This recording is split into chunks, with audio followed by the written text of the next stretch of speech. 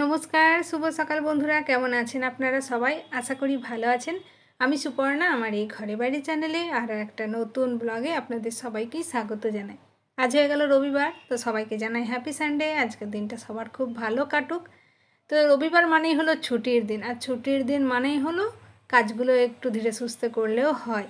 তো আজকে সকাল সকাল স্নান হয়ে গেছে, ভাবলাম স্নান টান করে ছাদে থেকে ফুলগুলো নিয়ে আসি। প্রত্যেক দিন তো কর্তামশাই ছাদে যখন গাছে জল দিতে আসে তখনই নিয়ে যায়। তো ভাবলাম আজকে একটু ছাদ থেকে ঘুরে আসি আর নিজের হাতে ফুলগুলো তুলি। আর খুব যে ফুল হয় এমনটা নয়, তবে গাছ তো খুব একটা নেই, তবে যে কটা গাছ আছে আর এই কটা ফুলেই আমার যথেষ্ট। ঠাকুরের পায়ে তো দিতে পারি প্রত্যেক দিন নিজের গাছের ফুল। তো চলুন, ফুল টুল তোলা হয়ে গেল, এবার নিচে যাই। আমার সাথে সাথে কর্তামশাইও নিচে চলে আসলো। কালকে পুদিনা গাছের একটা টব নিয়ে এসেছিলো, সেই পাতাগুলো তো কালকে তোলা হয়েছে। আজকে আবারও আর একটা টব নিয়ে আসলো। তো দেখুন কত পুদিনার শেকড় পুরো নিচে ঝুলছে। এটা যদি মাটিতে লাগানো হতো তো অনেক পুদিনা হতো, কিন্তু যেহেতু জায়গাটা খুব একটা নেই, তো অল্প জায়গার মধ্যেই তো পুদিনা অনেক হয়েছে। কিন্তু এই নিচে ঝোলার জন্য মেঝের যে তাপটা সেটা এই শেকড়গুলোতে পায়, সে কারণে শেকড়গুলো শুকিয়ে যায়। তো এই শেকড়গুলোকে কেটে বাদ দিয়ে দিতে হবে। তো পাতাগুলো এখন তুলে নিক কর্তামশাই। আর আজকে যেহেতু রবিবার, পুজো টুজো দিয়ে এদিকে ব্রেকফাস্টে জোগাড় করে নিচ্ছি। অনেক দিন পর বানাচ্ছি ইডলি। গরম পড়ে গেছে, আর তো এখন লুচি পুরি বেশি খাওয়া যাবে না। এখন তো এবারে ইডলি ধোসা এসবই খেতে হবে। পেটটাও ঠান্ডা থাকবে, শরীরও ভালো থাকবে। তো ভাবলাম অনেক দিন বানাইনি, আজকে ইডলি বানিয়ে নিই। ব্রেকফাস্টে হয়ে যাবে সকাল সকাল, আর রবিবারটাও একটা ভালো জিনিস দিয়ে শুরু হবে। তো এই যে ইডলিটা বসিয়ে দিয়েছি, এপাশে চাটনিটা ততক্ষণে বানিয়ে নিই। আজকে বানাবো একটুখানি ছোলার ডাল ভিজিয়ে রেখেছিলাম, সেই ছোলার ডাল, নারকেল, একটু ধনেপাতা, কাঁচা লঙ্কা, লেবু, পরিমাণ মতো লবণ, মিষ্টি এইসব দিয়ে চাটনি বানাবো। এদিকে সাম্বারটাও আমার রেডি হয়ে গেছে। গরম গরম ইডলিগুলো বানিয়ে সবাই মিলে ব্রেকফাস্টটা করে নেব। আর আজকে তো কর্তামশাই বেশ খুশি হয়েছে, কারণ ওর প্রিয় ইডলি হচ্ছে, সেই কারণে। তবে মেয়ে যে খুব একটা খুশি হয়েছে এমনটা নয়, ওর যেন লুচি পুরি হলেই বেশি ভালো। তবে ইডলিটাও খায়, ও বলেছিল ধোসা বানিয়ে দেওয়ার জন্য। আমি বললাম আজকে আর ধোসা খেতে হয় না, আজকে ইডলি খা, অন্য কোনো দিন ধোসা বানিয়ে দেবো। গরম গরম ইডলি রেডি হয়ে গেছে। চলুন এবার টিফিনটা করে নিই, একটু লেট হয়ে গেল। তো এখন ঘড়িতে হয়ে গেছে 11টা। স্নান করে পুজো করে এই সবেমাত্র টিফিন নিয়ে বসছি। তো খেয়ে নিই, দেখি কেমন হয়েছে। ওরা তো বললো ভালোই হয়েছে, আর আমি খেয়ে দেখি কেমন হয়েছে। ওদেরকে তো যাই বানিয়ে দেওয়া তাই বলে ভালোই হয়েছে, খারাপ কখনোই বলে না।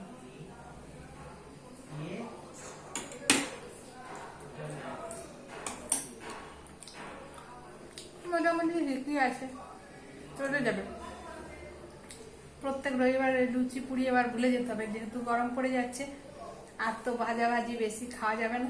এবার তো এইসব সাউথ ইন্ডিয়ানেই আসতে হবে, সাউথ ইন্ডিয়ান ডিশই বেশি খেতে হবে।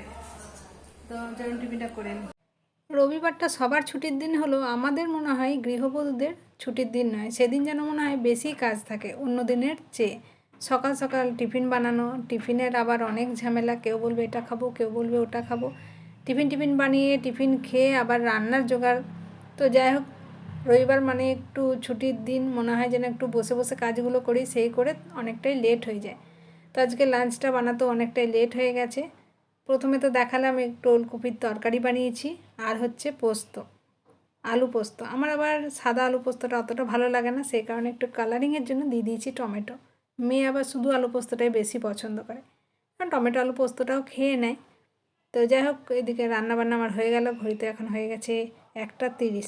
গরম গরম রান্নাটাও হয়ে গেছে, আর একেবারে থালায় নিয়ে বসেও পড়েছি। তো তিনজনে মিলে বসে পড়েছি। আমরা সাধারণত ছুটির দিন বা ডিনার যাই হোক না কেন একসাথেই খাওয়ার চেষ্টা করি। তো গরম গরম চলুন রবিবারের খাবার দাবার সেরে নিই। সবাইকে জানাই শুভ সন্ধ্যার শুভেচ্ছা। তো এখন ঘড়িতে হয়ে গেছে 6:30। একটুখানি ইডলি রয়ে গেছিলো, কারণ সকালে যে কটা ইডলি বানিয়েছিলাম সব খেতে পারিনি। তো সেইগুলোই এখন ফ্রাই করে নিচ্ছি, চাটনিটাও আছে। তো ইডলি ফ্রাই খেতে কিন্তু বেশ ভালো লাগে। সাদা ইডলিটা হয়তো অতটা ভালো লাগে না, সাদা ইডলির জন্য সাম্বার চাই, চাটনি চাই। কিন্তু এই ইডলি ফ্রাইটা কিন্তু শুধু শুধু খাওয়া যায়, একটুখানি সস দিয়ে বা এমনি। তো ফোড়নে দিয়েছি একটুখানি জিরে, সর্ষে, কারি পাতা, পরিমাণ মতো লবণ, একটুখানি হলুদ আর একটু সাম্বার মশলা দিয়ে ভালো করে লাল লাল করে ফ্রাই করে নেব। আমার মেয়েও এই ইডলি ফ্রাইটা খেতে খুবই ভালোবাসে। তো সন্ধ্যেকালীন টিফিনও হয়ে গেল। আর আমার মনে হয় না এই ইডলি খেয়ে ডিনারে আর কেউ কিছু খেতে পারবে বলে। দেখা যাক, এটা খেয়ে নিই। যদি ডিনার বানাতে না হয় ভালোই হবে, একবেলা অন্তত ছুটি হবে আমার। তো চলুন, আমার তো মোটামুটি ফ্রাই হয়ে গেল।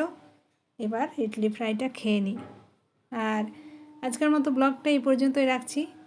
মেয়ের তো আবার মঙ্গলবার আছে ম্যাথ পরীক্ষা, তো সেই কারণে আর ভিডিওটা কন্টিনিউ করছি না।